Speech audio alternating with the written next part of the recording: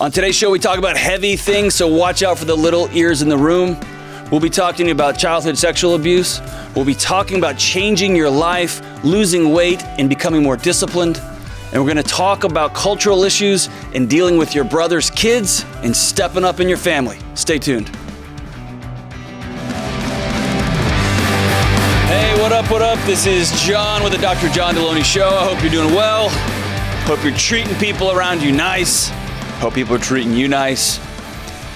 Hope you're taking care of yourself, exercising, sleeping, getting outside. I don't know, man. It may still be cold where you are. It can't make up its mind here. We had a snow day. I want everybody to know, I almost said we literally had a snow day, but that would have been an annoying use of an adverb there. No reason to add that because we did have a snow day last week, and then today it's 111 degrees out here, so I don't know what's going on. But anyway, on today's show, we got a lot going on. I'm excited you're here. Just as a reminder, if you're new to, or if you're, just as a reminder, or if you're new to this show, there is no slash there. We talk about mental health, we talk about relationships, we talk about everything on the show, right? We've gotten into education, policy, and politics, and health, and wellness, everything that is going on in your life, in your heart, in your mind, in your relationships. Give me a call at 1-844-693-3291. That's 1-844-693-3291, or go to johndelony.com/show, fill out the form, and we will get you in live and in person. And I'd like to take this moment as we start the show to let Kelly, Zach, James know I am dedicating my life to one thing. That's not being a better husband, being a better parent. It's being on time and prepared at work. So Zach just cheered. So listen, today, look, I've got notes, everything. I'm ready to go. I don't even know what that means. It's episode 82, so I'm glad you figured it out. Episode 82. Some of us, it takes a minute. Some of it takes, I don't know, an annual performance review. But some of us are working on it. Does this include meetings? Why do you have to be drinking the haterade, Kelly? That's next week. Today it's about the show. No, it doesn't include meetings. It just includes this. Meetings are later. That's unfortunate. You're unfortunate. All right, so give me a call, 1-844-693-3291. Let's go to the phones. Let's go to Elise in Vancouver, Washington. Elise, what's going on? How can I help?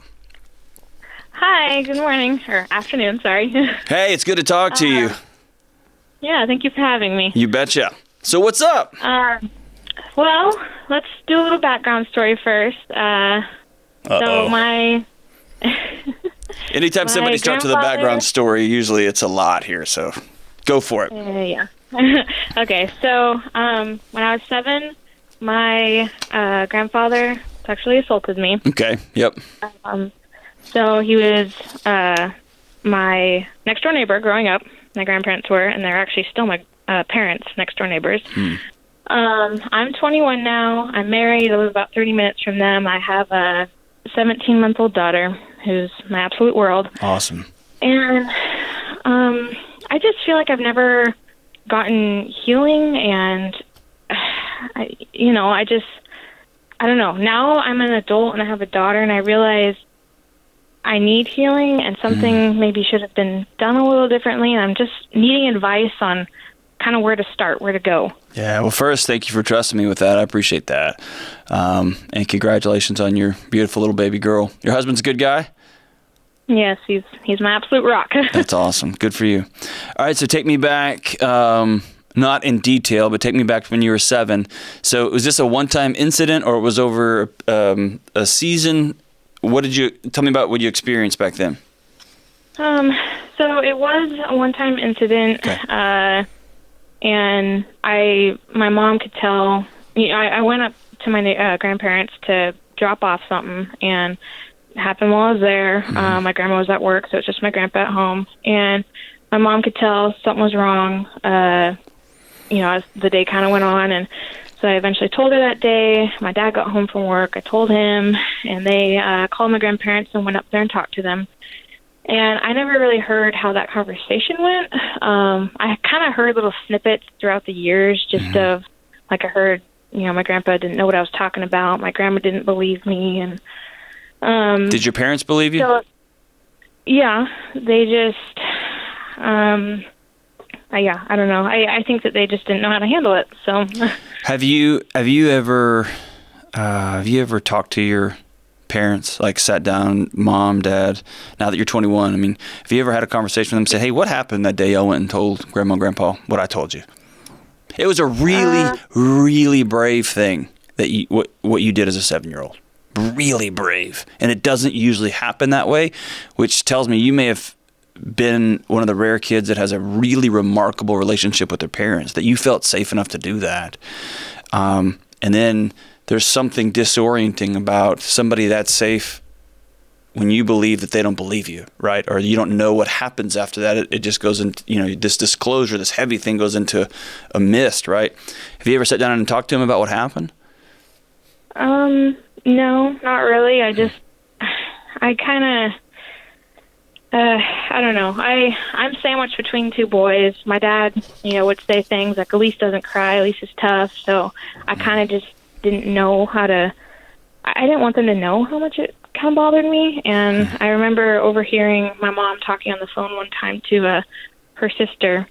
And I heard my grandpa's first name and my name. And then she said something to the effect of, well, she still brings it up every once in a while, so it's obviously still bothering her. And it was like an internal switch just shut off. Like, I was like, I don't want to talk about it. I don't want them to know it bothers me. Like, I don't know. Oh, my gosh. So, no, I kind of just quit talking about it. So the idea that your mom was talking to your sister, so her sister, your aunt, yeah, mm-hmm. and their debate is, I wonder if it's still bothering her.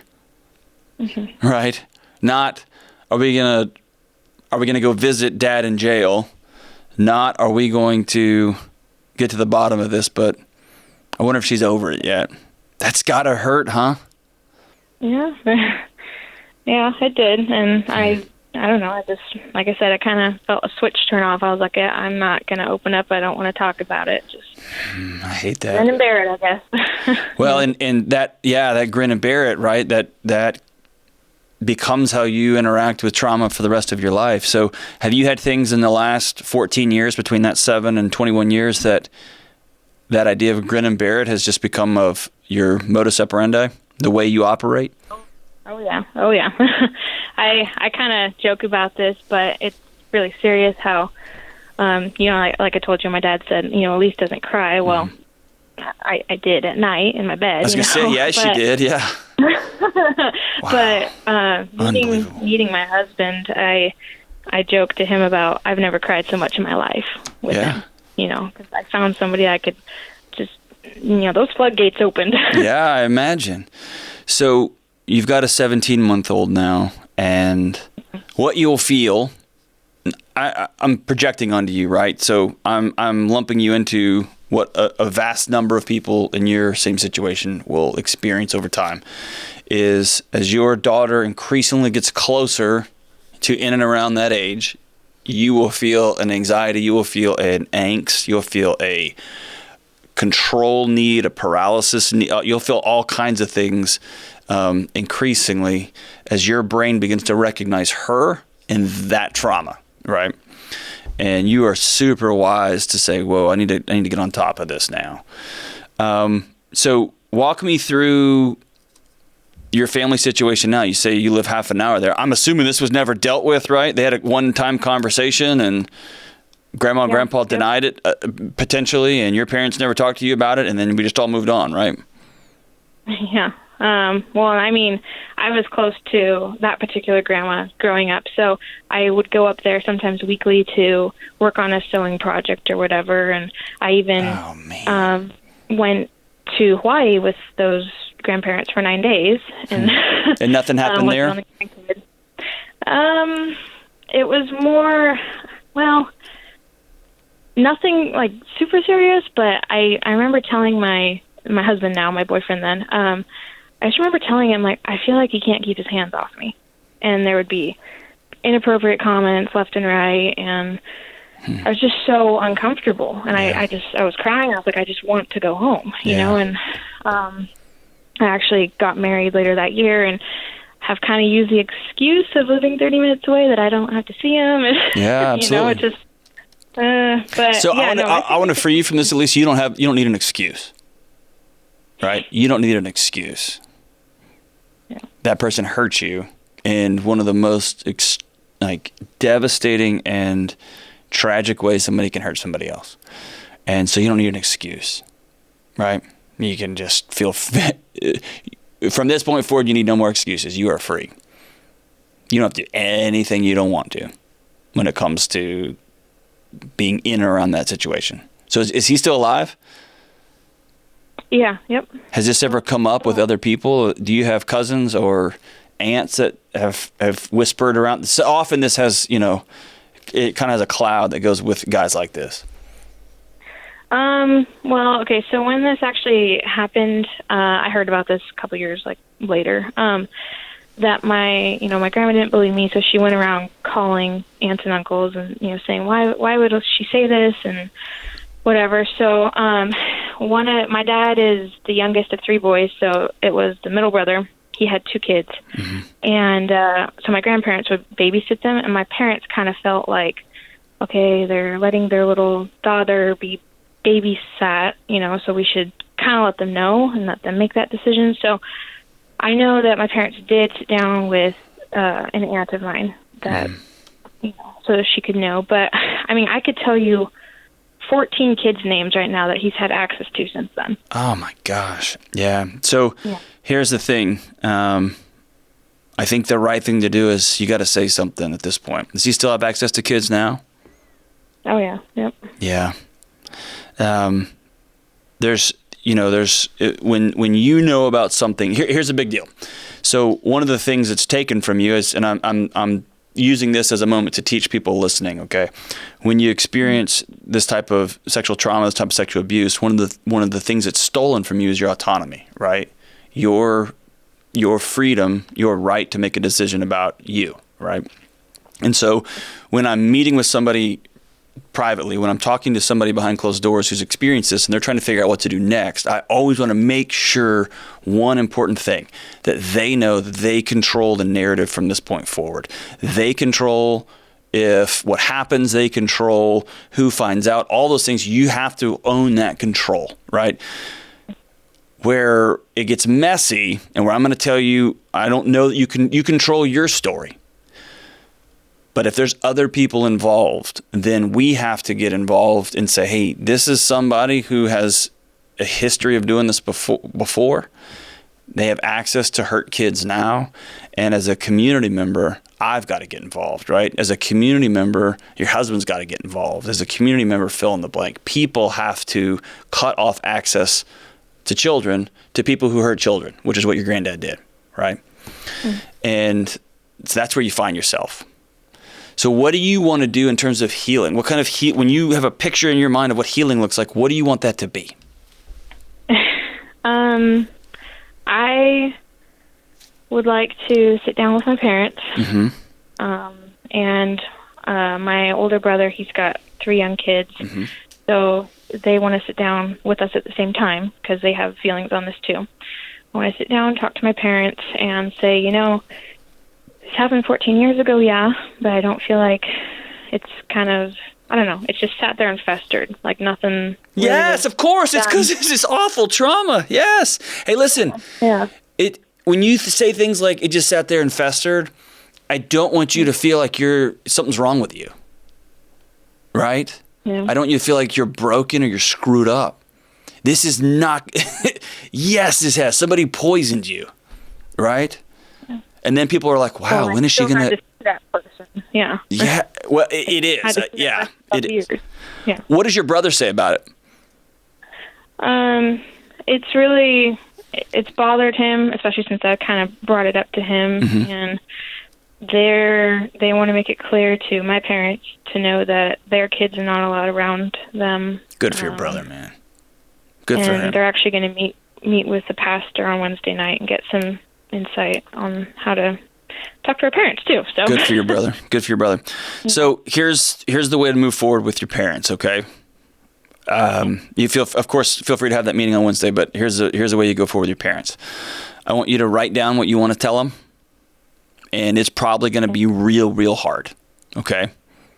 If you trust your husband enough, and this isn't an indictment of him or your marriage or anything, if you trust him enough, read him what you're going to say to your parents. So you can have gone through it one time, and you've spoken these words out. Sometimes when you say the words out loud, especially in front of people who should have protected you, right? Who should have kept you from going on a 9-day vacation and all that other awfulness after your granddad did what he did. Sometimes saying that becomes so overwhelming when you put it out into the universe the first time. So say something out loud if you can. If you can't, that's okay. That's okay. And then I want you to be extremely clear. Your parents have lost, they gave in, they cashed in their, I don't even know what to even say, like without just getting really, really angry with them. They chose not to protect you. That's a decision they made. You do not you need to be respectful and a person of dignity, not for them, but for you. Okay. That you are not responsible for their feelings. You're not responsible for their drama. You're not responsible if they come back and say, you know what you're going to do if you say this out loud, if you call the police, if you do. You don't own any of that because they abdicated that right when they didn't take care of you when you were a young child. Oh. And now you are in the position to be the grown-up here, and you're an adult. You got your own kid. You're married. You're an adult now, and you're having to clean up the mess of at least 3, if not 4 other adults and more, right? Whoever else has been a part of not saying anything. Your aunts, I'll include them, so that number gets big. As a part of the healing process, you're going to get rage-filled against your parents, against your aunts and uncles, against people who didn't come out and defend that 7-year-old little girl. Okay? Yeah. That's natural. That's a part of this. My hope is that you can lean towards forgiveness at some point. But at this point, you are in control. Okay? There is no soft pedaling this with mom and dad. There is no, nope. They cashed that in 14 years ago. They had 14 years to protect their baby, and they didn't. 14 years. Yep. So when you imagine, do you have a picture in your head of your granddad in jail? Do you have a picture of him having to move away from the neighborhood? Like, what do you want to happen on the back end? What does healing look like to you? I think I'd at least like a no contact order. Awesome. So he can't contact me or my family. And I mean, this should have happened when this whole incident happened in the first place. But yep. I do plan to call the police department and file, give my testimony or whatever. Mm-hmm. And I don't know, at least register as a sex offender, something. Well, and what will happen is when you make that referral to the police, you'll get trained investigators that will then go talk to the kids he's had access to. Not moms and dads who know how to squash their kids and how to make people uncomfortable and make them feel scared, but trained investigators who can go in and have a true investigation, right? Get real experts asking real hard questions in ways that kids can understand, and then they'll get to the bottom of it. And maybe, fingers crossed, this is a one-time incident, and he's going to have access to 17 kids, and 16 of them are going to say, it's all been great. It's all been great. Yeah. Right? That would be it. It feels like an anomaly, right? Yeah, let's all hope for that, of course. But at the end of the day, you're protecting those kids, but you've got to go through this process for you, right? Yep. And I want you to know right now, Elise, I'm proud of you for choosing to take this on. I'm proud of you for having the courage. Proud of you for having the courage to lean on somebody, lean on your husband in this process. And I'm proud of you for saying, I need to deal with this because my daughter's headed, right? She's going to be walking in my footsteps. And I'll be damned if I'm going to let her walk right into the same mess. Good for you. Good for you. So here's what I want you to do. Please, please call us back and let us know how the conversation with your parents goes. Good for your brother for saying, I'm Team Elise all the way. Good for him. Sometimes we get brothers and sisters who want to separate themselves from this, and he's all Team Elise, which tells me he may know something too, right? He may know something too. And Good for you. Good for you. Call us back. Let us know how the conversation goes. If you're interested, I'd love to have you back on the show to walk us through how the conversation went and what your next steps were, how you felt through that. Unfortunately, what you are experiencing is what millions and millions of people across this country experience, what millions and millions of people across the world experience every day. I'm sick of it. I'm sick of it. And I'm so proud of you for saying, not my daughter, and I'm not carrying this around anymore. I'm putting this crap down. It's good for you. Good for you. Thank you so much for your call, Elise. And by the way, if you know of somebody who's hurting kids, this is talking to the listener now. If you know of people who are hurting kids, you got an obligation to get in the middle of it and say stop. You got to. You got to make that phone call. You got to make that phone call. Let the investigators do their investigation. Quit taking your kids around that stuff. And parents, if a 7-year-old comes to you, if a 9-year-old comes to you in that moment of vulnerability and says, help. Oh my gosh. Help them. Help them. Help them. You're all they've got. Help them. Whew. All right, thank you so much for that call, Elise. All right, I'm going to take a left turn here, and I'm going to take a big, deep breath. I'm going to make no weird noises. And then we're going to go right to Megan in Owensboro, Kentucky. Megan, what's going on? How can I help? Hey, Dr. John. I'm really excited to talk to you. I'm a big fan of your show. I am a big fan of yours, Megan. So what's up? Thanks for calling. Thanks. Yeah, no problem. So something I've struggled with for years is just kind of feeling like I have a disconnect between my mind and my body when it comes to specifically weight loss and fitness. Mentally, intellectually, I know what I should do. I know what has worked for me in the past. But then just getting my body to do it is like a whole different battle that I just haven't been able, like, it's just one area of my life that I feel like I've never really been able to master. Very cool. Thanks for being vulnerable, man. That one's a hard one. That one's really tough to say out loud. So good for you. So how far back does this go? How far have you struggled or used the word battle? How long have you been at war with your body? My whole life. I mean, I remember when I was like in kindergarten, you know, asking my mom, why do I have a big belly and the other kids don't? And, you know, when I look back at pictures, I was just a normal, like chunky little kid, but like normal, you know? Mm-hmm. And, who taught you that you were chunky? I don't know. I mean, it probably came from somewhere, but I think just, you know, looking at other kids, like I was just aware that I was bigger than them. And people would always say, my dad's a big man. He's just a large man. And when I was, I mean, as far back as I can remember, toddler, people would say, oh my gosh, she looks just like her daddy, you know, and I would just be like, I don't want to have a big belly. I don't want to, you know, like I really internalized that. And then, you know, I am overweight. Like, okay. I am. Yeah. And I mean, if you look, I know BMI is not the best measure, but according to BMI, like I'm morbidly obese, you know, but I'm not lazy. I don't binge eat. I'm not, you know, I don't know. I don't identify with the stereotypes of a person who's morbidly obese, but then I think, okay, but I am, you know, and I don't know why. Like, I don't know why I can't. Why you can't shake it? Yeah, either mentally get over it and just say, okay, this is my body and like this is just who I am, or physically actually do the work to change it, not fix it. It's not, you know. Yeah. So change it. Yeah, there you go. Look at you using your not a machine language. That was awesome.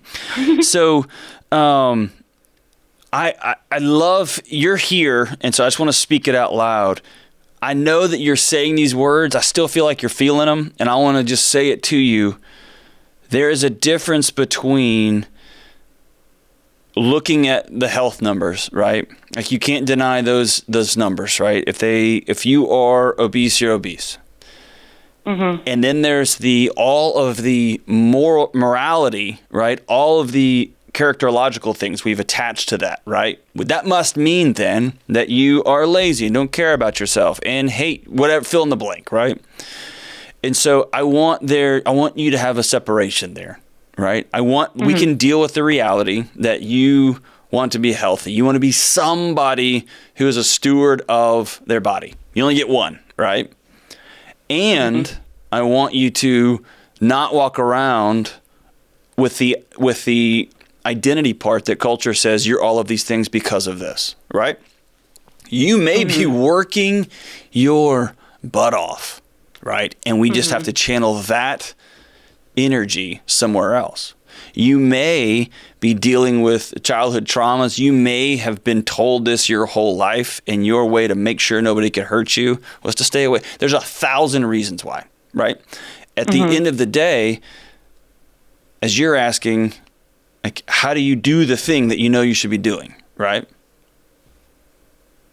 Yes. You said things have worked in the past. So have you yo-yoed before? Have you gone after this before?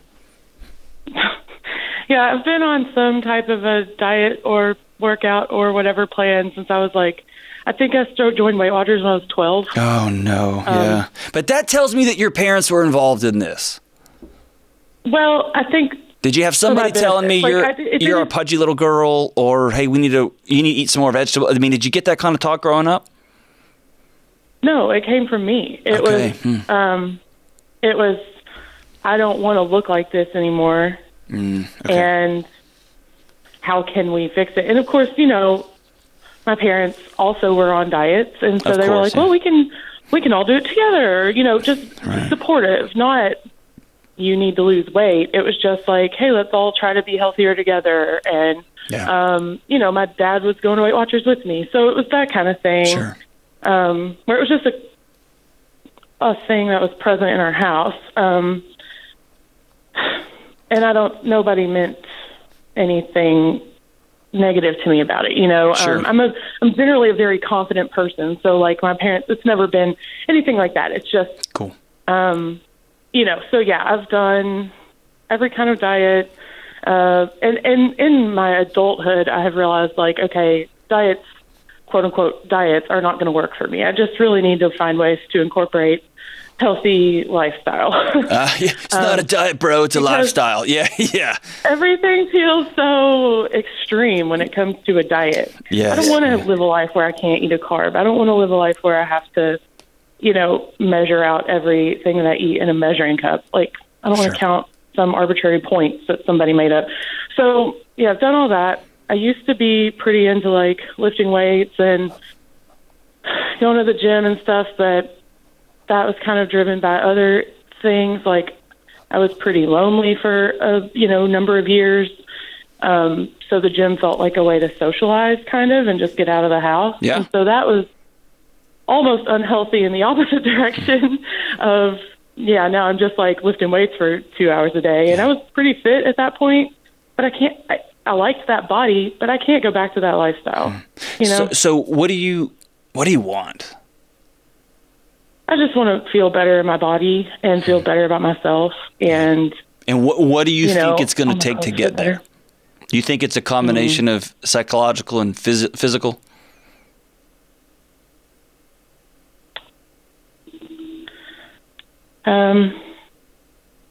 Or let me ask it this way. What weighs on you more? What hurts you more? Your physical. Your physical, or the fact that you've tried a bunch and you haven't been successful? I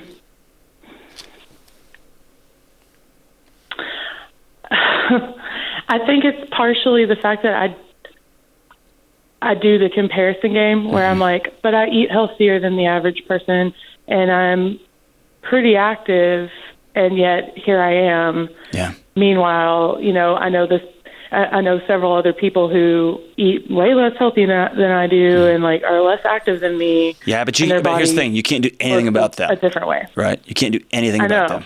Have you ever been to a doctor? And I think that's what bothers me the most. Have you ever been to a doctor and got a full physical workout? Yes. Okay. And what is their recommendation? Perfectly healthy on all of that stuff. Okay. So I've had my hormones tested and all that stuff too. Okay.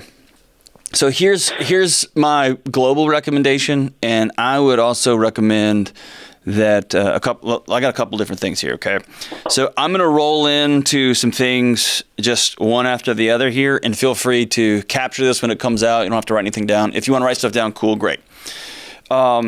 Here's a question I want you to ask yourself. You don't have to do it on the show, but here's a question I want you to really dig into in your soul, okay? I want you to ask yourself, do you really want to change your behavior? Do you want to change your, quote unquote, change your body? Or do you like the idea of change?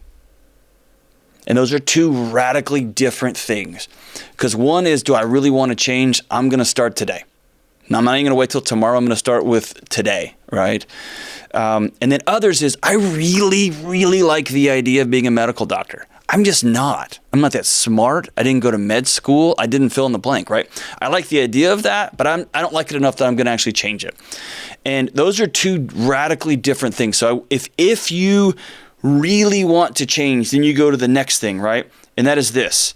No matter what, you said, I don't like counting. I don't like eating specific ways. I just want to eat healthier than the average person. I just want to be more active than the average person. And then I also want to look like the average person. And looking back over the arc of your life, that hasn't been how it's played out.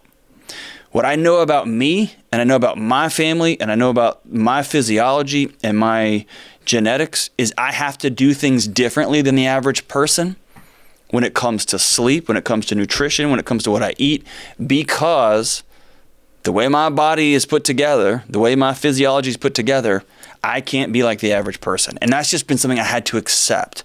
I have people in my family across my lineage who have chosen, I don't really care about that. So I'm not going to accept that. I've had to do that, which means I've got to be really uncomfortable when it comes to saying no to things, to counting things, right? Know this going in. If you really want to make a radical life change, and you're talking about change that you remember when you were a kindergartner, can it be done? 1,000,000%. And I've got I got 100% confidence in you, Megan, if you want to do this.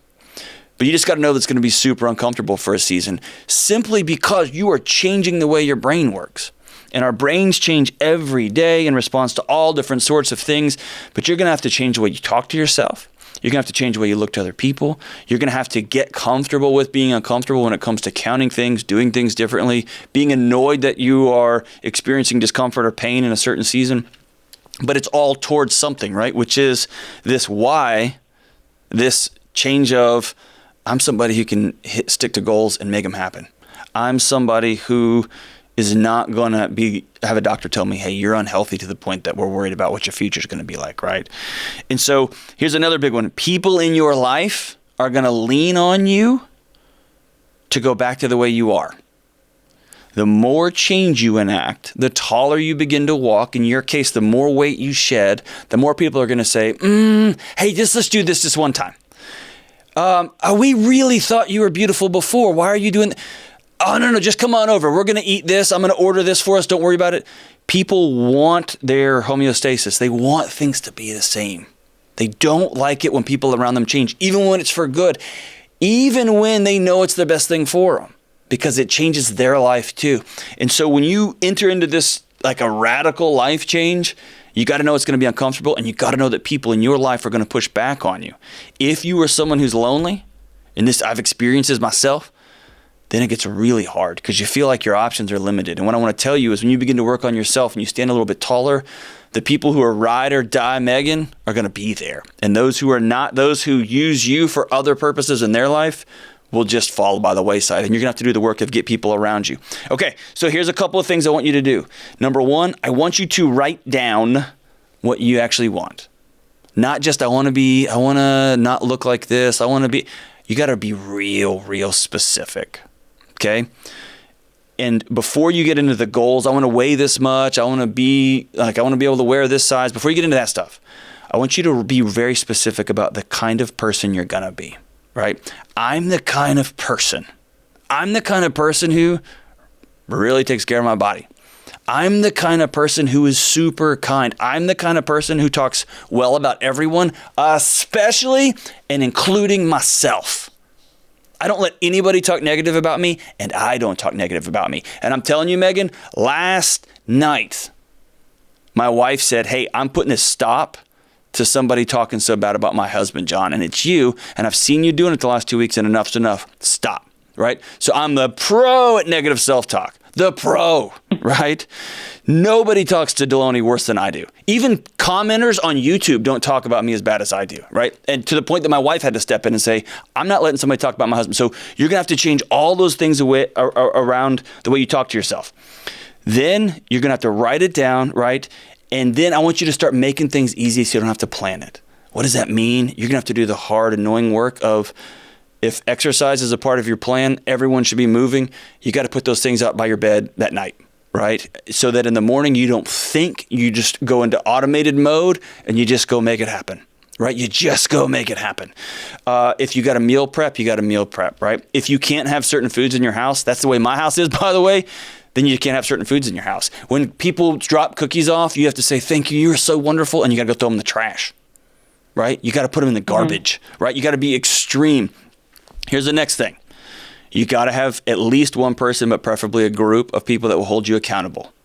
Right now, if I pull up my phone, I would be able to show you, I've got a day counter app on how many days I haven't had sugar. And I have to text it every day to my buddy who is a active Navy SEAL. And if I skip a day between now and my goal date, the workout I have to do, Megan, is unpleasant, right? I've put a barrier in my life. I've also told my wife, I've told my family, I've told my friends. A couple of days ago, I went and did a speech for somebody, and they gave me like I don't know, it's probably a gallon-sized jar. You know what was in that jar, Megan? Can I tell you what was in it?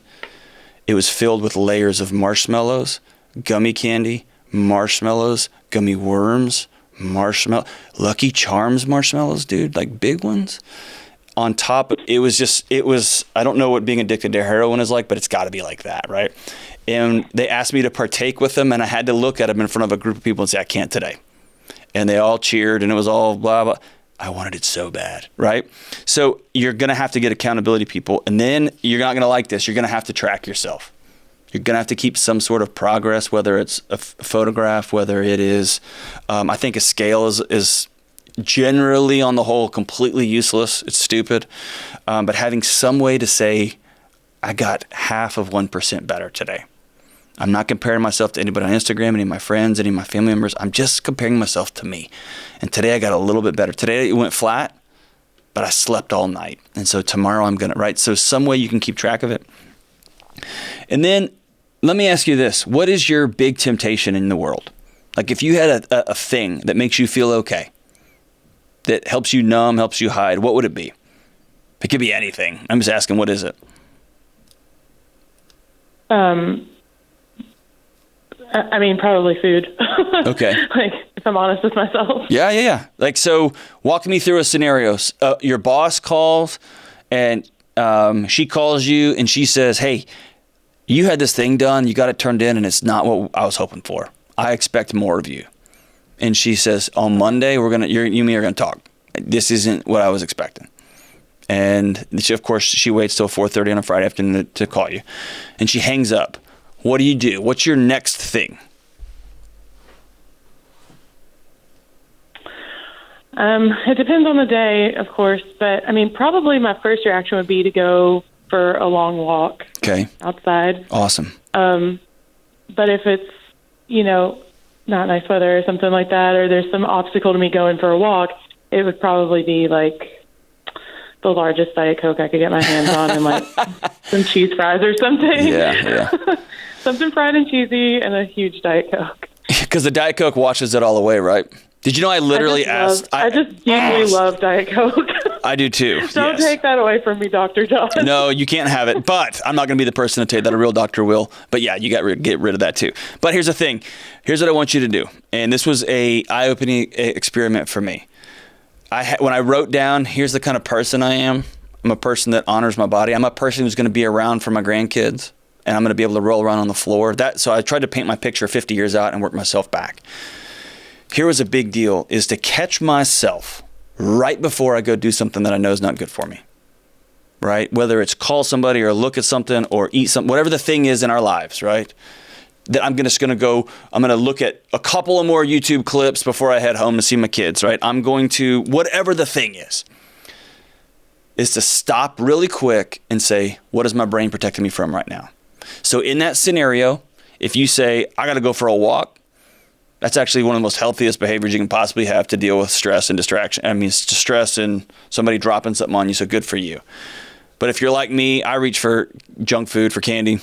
I wish I could reach for the cheese fries, man. They sound so good.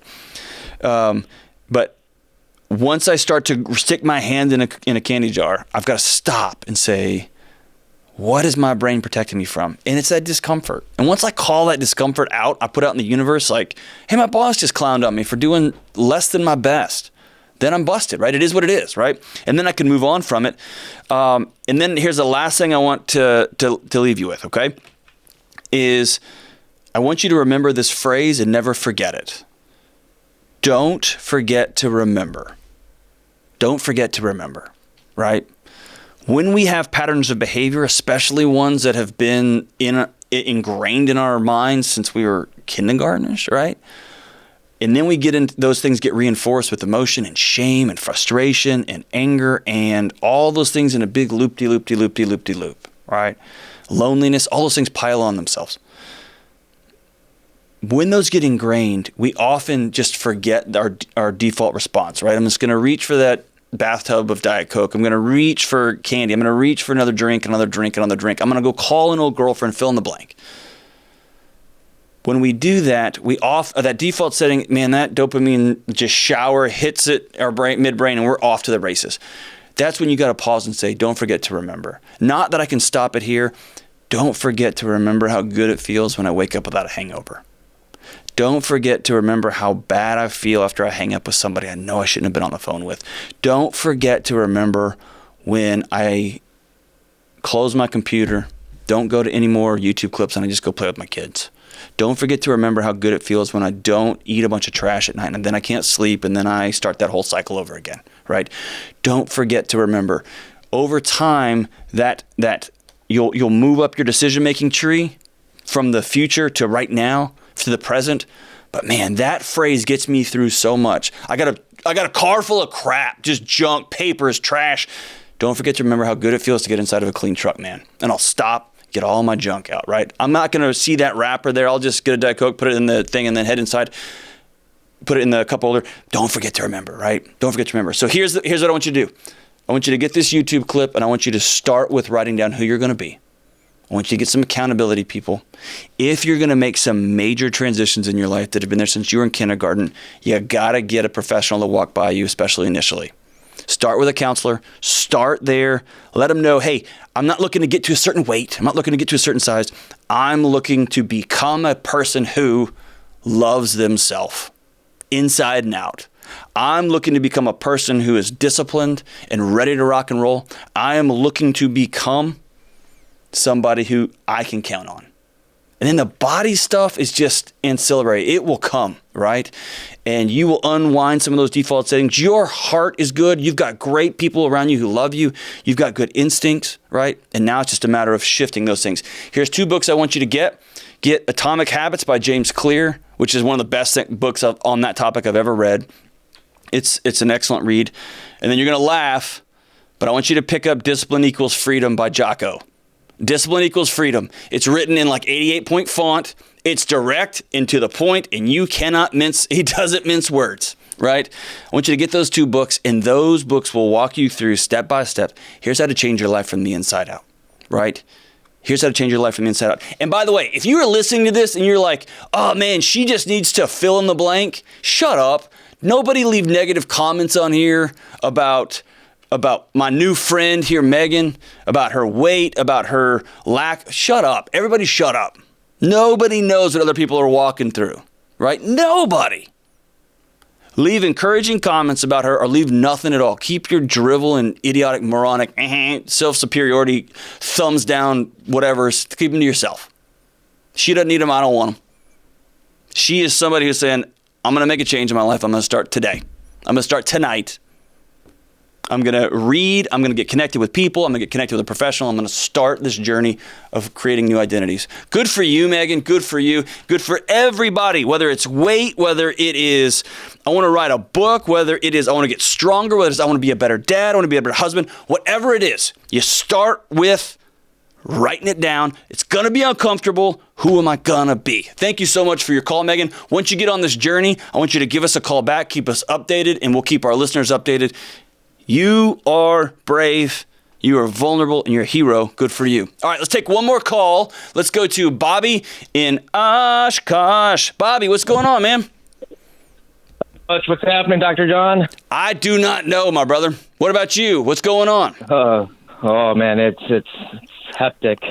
Hey, man, it's better than being bored, right? So, hey, tell me, how can I help? All right, so it's been a little over a year now since my brother and sister-in-law have lost their kids. My parents currently have them, and it's kind of put a strain on, I guess you could say, the balance of the family because everybody's got to, kind of juggle his kids that are now living with my parents. So, did they get taken away court order? Is there addiction or abuse or something? It was drugs and abuse. Okay. But they're in a program right now to try to get them back. Try to get them back. And so do your parents have full custody, or they just got temporary custody? They just gave them to the nearest relative?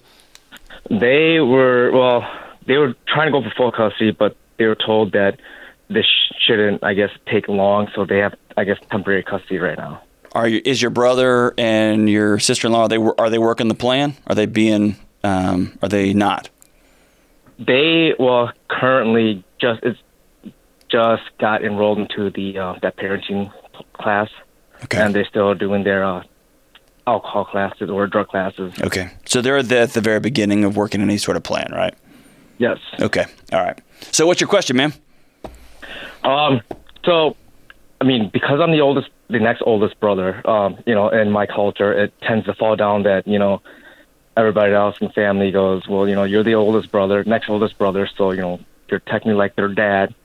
So, if anything comes down, like I get, the kids, I want, not to say it sound bad, but like pawned off on me. Okay. Or, I get like some bad enough remarks where they're like, you should be watching them, versus like from my sisters or younger brothers. They're like, you got more time to watch them. Or, so the rest of your family members, your brothers and sisters, are on you because your parents have taken these kids and you're not taking them. Is that what you're saying? Well, that I'm not helping. Okay. Or I'm not helping enough. Okay. And so what's your question? Is it selfish for me? Because I got, a high school kid, a middle school kid, and I have a 1-year-old, a 1.5-year-old. Whoo, you're in it now, brother. Yeah, they're all over the place. Yeah, man, good for you. And my brother's kids are range from 3 to 11. Okay. And, my kids, my oldest, she's in dance after school, so she's got now that COVID's calming down a little bit, they have, practice a couple times a week, competition on weekends. So, and we like to, go out and, travel, go hiking and stuff. Sure. Last summer, we kind of felt the strain on that because, the kids are over. I don't have a big enough vehicle to transport everybody. We'd be driving 2 cars. So why I understand the cultural pressure. I don't understand it, but I can sympathize with the you've got extraneous cultural pressures. Why do you care what other people are saying? If you can't do it, you can't do it. Or is there a part of you that knows I'm just going to have to change my life? I can, but yeah, I would have to change my life. Okay. So do you live next to your parents? Do you live within proximity to these kids? We're about 15-minute drive apart. Okay. So pretty close, right? Have your parents come to you and asked you for help? They've asked everybody. Okay. But obviously they have said a little more to me saying, because I am your brother and I get it. My nieces and nephews, they like coming over here too, but. Sure. How many brothers and sisters do you have? 3 sisters and 4 brothers. Okay. So you've got 3 other brothers who are in the picture, right? Yes. Okay. So again, without fully knowing the cultural ins and outs, right? And I that is not something to be discounted. That's something to be highly respected and to not just slough off, right, and roll your eyes at. If I'm you, what I would do is call a meeting of all brothers and sisters. Because one of the things that divides families up is that one sister calls the other sister, who calls another brother, who calls mom and makes little comments like, well, I don't know why he's not helping as much as so-and-so, and I would be... And then dad makes a passive-aggressive comment to you, and then it blows up in your mind, and then you... Does that make sense? It just gets this whole toxic, Britney Spears toxic mess, right? Yeah, so here's what I would do. Yeah. I'd call a meeting of all brothers and sisters. Do they live in close enough to you where y'all could all get in a room together? Or at least get on the same Zoom call? Everybody's within at least a proximity of like an hour and a half. I love it. So here's what I'm doing if I'm you. I'm calling a meeting, all brothers and sisters, mom and dad, all of them, except for my brother who's working his program. He stays out of this mess, right? He cashed his vote in for the time being. And say, mom and dad need help. I know that I'm the oldest here, and a lot of this technically falls on me. So I'm telling you, here's what I can do. All of us have to step up here and help. Mom and dad can't do all this on their own. Everybody's pitching in, and here's what that's going to look like. From me, I want everyone else to be open and ready to help. And then you're going to take all the drama out of the room. You're going to take all the gossip nonsense out of the room. You're going to take all the, oh my gosh. You're going to take all that crap out and call everyone out on the table and say, and you go first. Say, here is what I can do. I cannot take full custody of these kids, or I can. I cannot drive them around everywhere they can, or I can. Whatever you can or can't do. The second thing is, I want you to begin to think in terms for your kids, not how many dance recitals are they going to miss, right? Not how many soccer things or not in that way, but start to look at what kind of dad am I modeling for them? What kind of grown-up am I modeling for them into who they are going to become as grown-ups, right? And I can't answer that question for you, but I'll put it to you in an unfair way. Is that cool? I'm going to put it real direct. Do you want them in 10 years, when they begin to have kids and figure out who they're going to be? Do you want them to be the parents who say, I will never miss a dance recital? Or I want to be parents who never miss a dance recital. Or I want to be parents who, if there's a child in need, I've got it. Not to the expense of, but to the inclusion of. Right? Not at the expense of, but everyone gets a ride. You know what I mean? And so I think there's probably a middle ground here. I think you've backed yourself into a corner because you're pissed off at your brother. You're annoyed at him. You're mad that suddenly you've got to step up and take care of somebody else's mess. And that's frustrating and annoying, especially, dude, with a 1-year-old in the house. I don't even know what day it was when I had a 1-year-old in my house, right? And it's annoying. And the only way to cut through that annoying, frustrating, is just to say, I'm big brother. I'm calling a meeting. Here's what I can do. I'm not going to apologize for what I can't do. Here's what I can do. The rest of us y'all need to step up. We're going to come up with an orderly fashion here. We're going to have people on call, people who can babysit. We're going to map this out so it's not just this ongoing gushy thing. And kids, there's going to be a few things we don't do because we're the kind of people who help our family out. And family, I'm going to take care of my kids. We're going to have a family-only thing this weekend because I'm the kind of dad that really doubles down on my children. And you're going to have to find that really messy middle here. It's not either or. It is super frustrating, and it's also the right thing. And your family is lacking leadership, and that's when you get a chance to step up, Bobby. That's when you get a chance to step up. Here's what I want you to do. I want you to call that meeting, but before you do, sit with your wife, come up with a plan. Here's what we can do. And it may be, we got a 1-year-old, we can do nothing except survive. And then in about 6 months, we'll be able to step up. Or no, we've got some capacity. We can help. Our 14-year-old can babysit. Our 13-year-old can fill in the blank. Call the meeting, and then I want you to call me back and let me know how that meeting goes. My guess is everyone's going to exhale because somebody finally took the reins and said, here's the way this is going to be.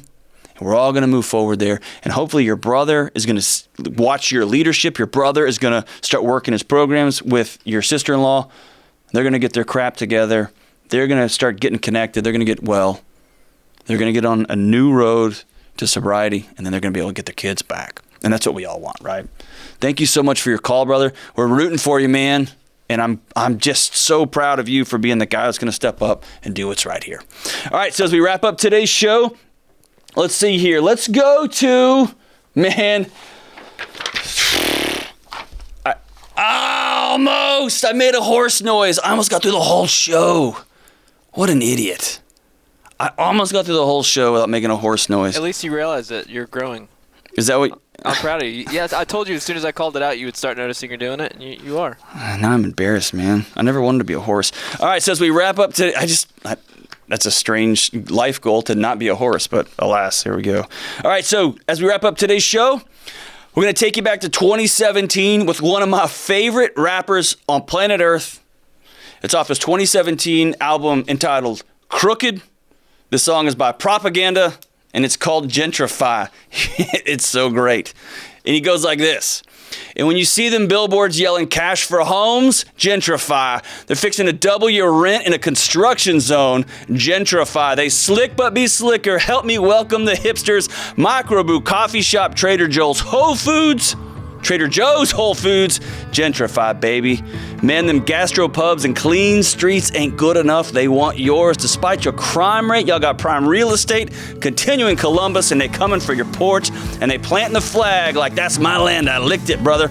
It's just business. Your economy could use a boost. And you know the truth. Your unemployment through the roof. Why ain't you cheerleading? Why you feel a kind of way? Boy, you fixin' not to fit in the hood you was made in. Whoo, we locals, we loyal, we hopeful, we home. And when you see them billboards yelling cash for homes, gentrify, propaganda. What a record that Crooked record is. This has been the Dr. John Delony Show.